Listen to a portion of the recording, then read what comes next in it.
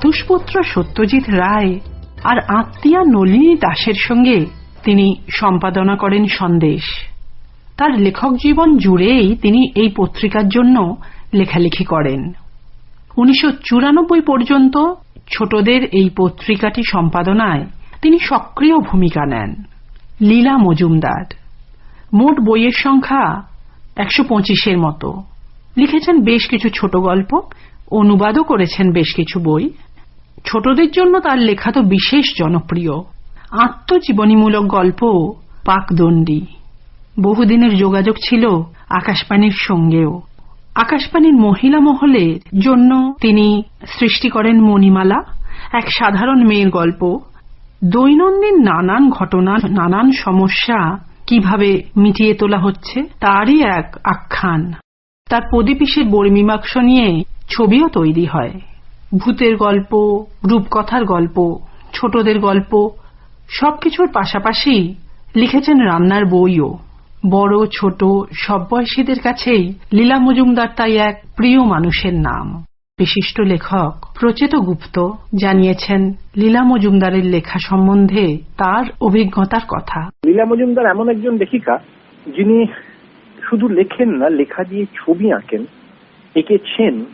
সেই ছবি বাঙালির হৃদয়ে একেবারে বোধহয় চিরকাল থেকে গেছে। তিনি আমাদের স্নিগ্ধ করেছেন, তিনি আমাদের বিস্মিত করেছেন, তিনি আমাদের মুগ্ধ করেছেন। সব থেকে বড় কথা, তিনি আমাদের মন ভালো করেছেন। করেছেন শব্দটা এই কারণে বলা ঠিক নয়, তার লেখা আজও যখন আমরা পড়ি, আমাদের বাল্য, আমাদের কৈশোর পেরিয়ে আসার পরেও তখন একই রকম ভালো লাগে, একই রকম ভাবে মনে হয় এমন একটা ছবি দেখতে পাচ্ছি, যে ছবি যেন দেখাবার জন্য, শোনবার জন্য উন্মুখ হয়েছিলাম। সাহিত্যিক তো বাঙালির কাছে অনেক আছে, কিন্তু বাঙালির হৃদয়ে চিরকালীন থেকে যাওয়ার মতো লেখক খুব কমই হয়।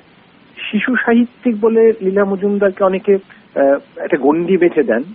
আমি এই গণ্ডির পুরোপুরি বিরোধী। প্রথমত, শিশু সাহিত্যিক, বয়স্ক সাহিত্যিক, বৃদ্ধ সাহিত্যিক এ ধরনের কোনো সাহিত্যিক হয় না। সাহিত্য রচনা একটা সর্বসময়ের জন্য, সর্ববয়সের জন্য। যেভাবে ছোটবেলায় হলদে পাখির পালক পড়েছিলাম স্কুল বয়সে, আর আজ যখন অনেক বড় হয়ে গেছি তখন যখন হলদে পাখির পালক পড়ছি, অনেকে হয়তো ভাববেন বোধহয় অন্যরকম কোনো মাত্রা খুঁজে পাচ্ছি। হ্যাঁ, পাচ্ছি তো বটেই, কিন্তু তার থেকেও বড় কথা যে সেই বইটি যেন একরকম ভাবে মুগ্ধ হচ্ছে। মুগ্ধ হওয়াটা খুব বড় কথা।